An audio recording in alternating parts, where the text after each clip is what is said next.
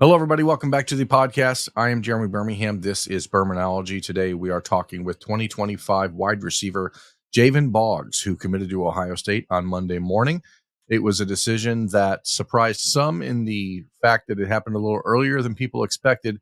But for Jayvan and his family, it happened right on time. He's a kid who grew up in Ohio and had longtime dreams of playing for Ohio State. And now he's on the path to making that come true. We're going to talk to him about that and a whole lot more on the latest episode of Birminology. Let's get to it. Jayvan Boggs joins us now. Jayvan, first and foremost, let's just dive right to the decision on Monday morning to commit to Ohio State. How long had you been thinking that you were ready to make that call? Really probably a couple of days before, because I ended up calling them and telling them I wanted to commit over the weekend. So probably a couple of days, probably that week, I was thinking about committing, talking to my parents about it, and just going through a discussion with them about it. And we thought it was best for us, best for me, so we made that decision that week, this weekend. You told me back in June when you camped at Ohio State, you were from Ohio originally, or your family's from the Dayton area. Who were the first people that you got in contact with back in Dayton and told, and how did they react when you told them, "Hey, we're coming back to Ohio"?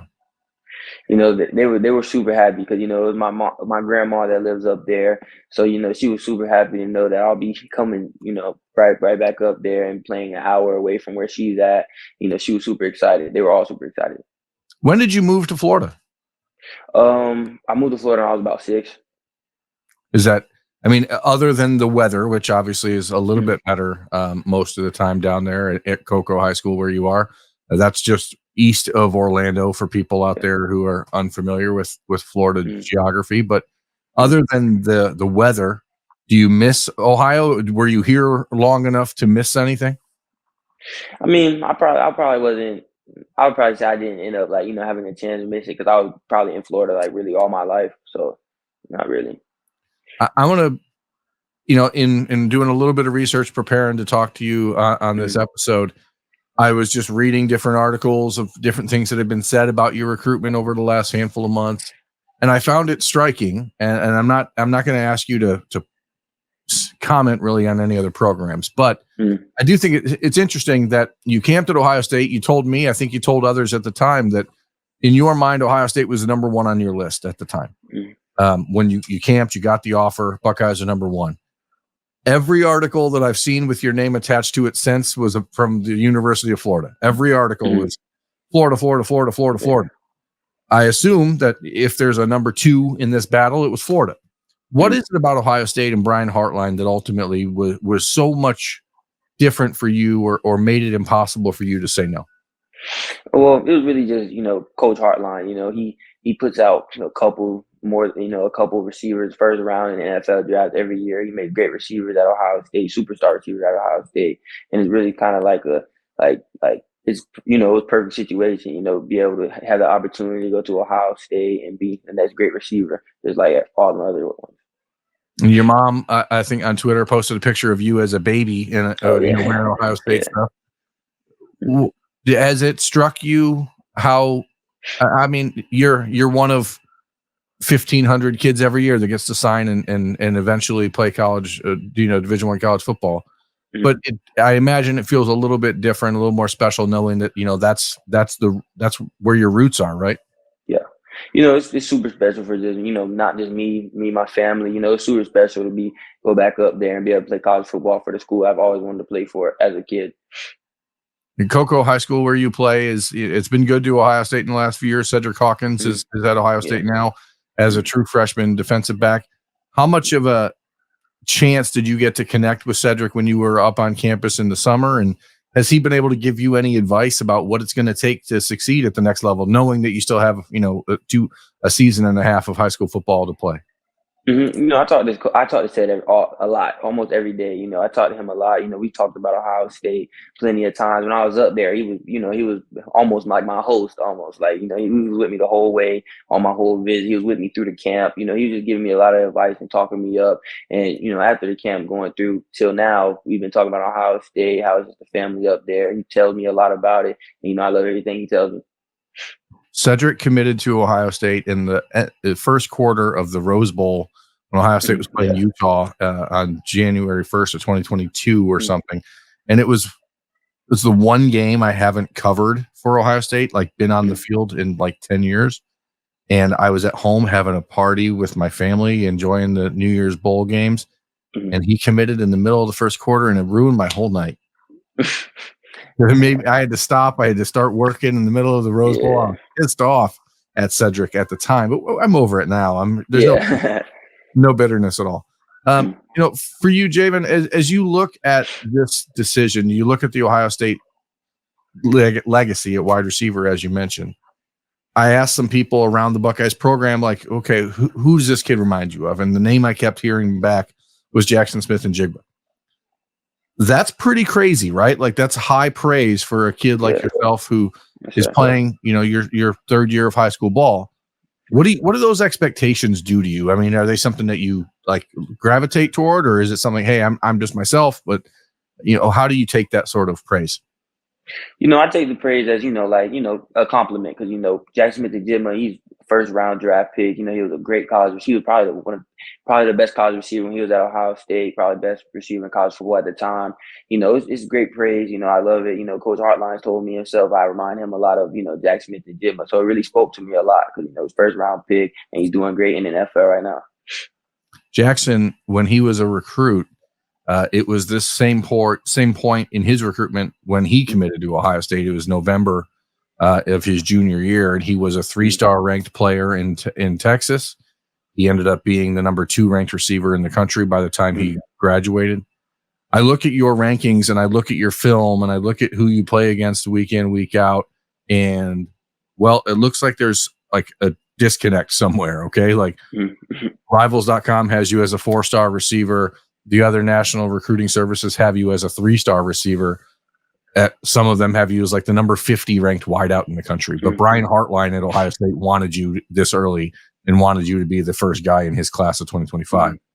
What do you think people are missing about your game that they aren't, seeing where you actually fit nationally? I feel like, they're just missing, that I'm a very explosive receiver. I take the top off. I can make, screen plays, go into highlight plays. I can make the small plays into big plays, I feel like I'm really just, kind of slept on under rank, but it's all good. I don't really care about the rankings, because, I don't really care about the rankings. I know what I am as a player, and I know how a great receiver I am. Does that help add a little bit of chip to the shoulder though? Like, hey, second week of the season, you're playing Venice High School and you're going up against 5-star cornerback who's committed to Florida State, and you're putting up 200 plus yards, and it seemed like you were pretty much manned up on him the whole game, or him on you. Does that sort of opportunity like just make your eyeballs get big? Like, oh man, I can't wait for this. Yeah, definitely. I strive off of games like that. It's that those games, it's time to make a statement and show people what I really about, and that's what I've been doing. I know you're coming to Ohio State on the weekend of October 21st for the Penn State game. Big opportunity for you to get to hang out with some guys that are, Ohio State's recruiting pretty aggressively in your class, especially Tavian St. Clair, the quarterback commit. Have you and Tavian talked when you committed on Monday? You said you hadn't talked yet, so I want to just follow up. Have you had a chance to link up with him?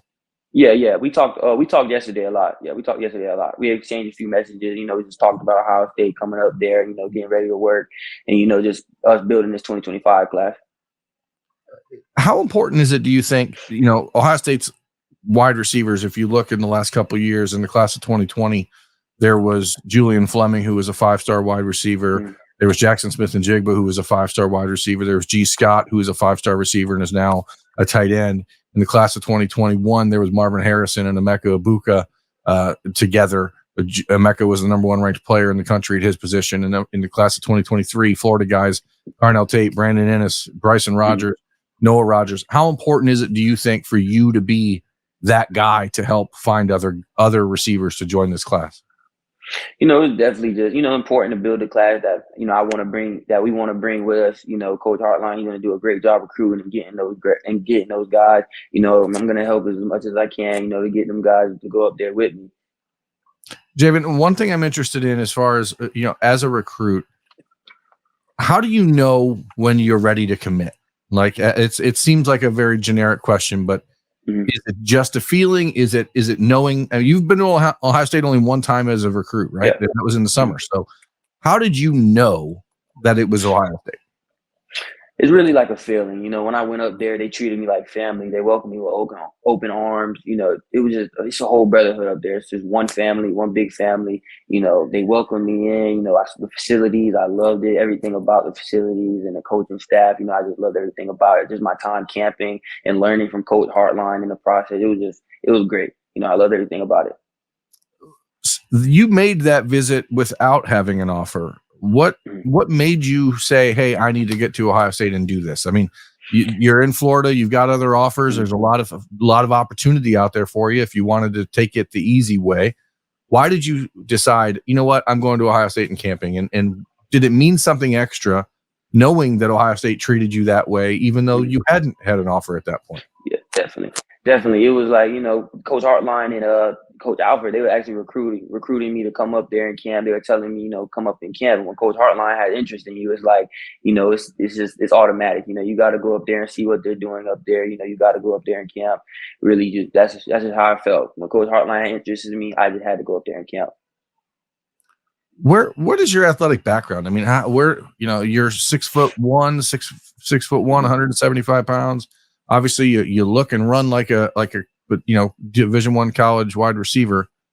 Where does it come from? How does the family? How did Jayvan go from the little guy in the picture wearing an Ohio State sweatshirt to this? So how did you get there?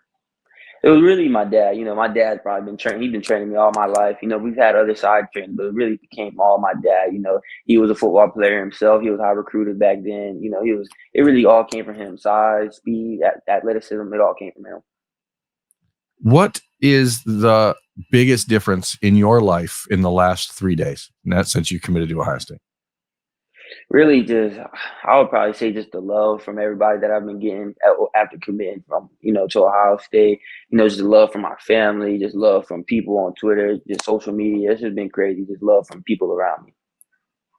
Are there any? Well, let's just put it bluntly. Are there haters? I know Coco's pretty Ohio State friendly. Yeah. Generally speaking, but I mean, I saw tweets as soon as you committed. Oh, another guy leaving Florida for Brian Hartline. Oh, another guy Ohio State. Yeah. Like, how do you handle the noise like that? Me, I just, there's always gonna be side haters. There's always gonna be haters when you're, a great player. But I just kind of try to block it out. Just keep my head straight and do what I do. Well, man, we really appreciate you taking time. I told you I'd try to keep this relatively quick, and I do appreciate your time. I know you got a big visit coming up to Ohio State next week. Last question. When you had to tell other coaches that you were committing to Ohio State, how hard was that? And how much do you expect other coaches around the country to still come at you? I'm very much locked in with Ohio State, so they can recruit me. I'm gonna show them my respects and entertain them. But I'm locked in with Ohio State, and it was kind of hard. I would say it was pretty hard telling them that I was committing. Not hard, but you understand like the relationships I've been building with them. So it was kind of like like losing a relationship. But I'm locked in with Ohio State. I'm ready to go work. Well, I'll tell you, you don't have to lose those relationships. Those you never know when you're going to run into coaches again. Definitely. It's all about respect in this business and making sure that everyone handles themselves above board. And you're doing that. Congratulations on the decision, man. Yes, sir. Thank you. We'll see you in Columbus next week. For Jayvan Boggs, I'm Jeremy Birmingham. This has been Birminology on the podcast, everyone. Thanks for watching. We'll see you next time. Yes, sir. Thanks.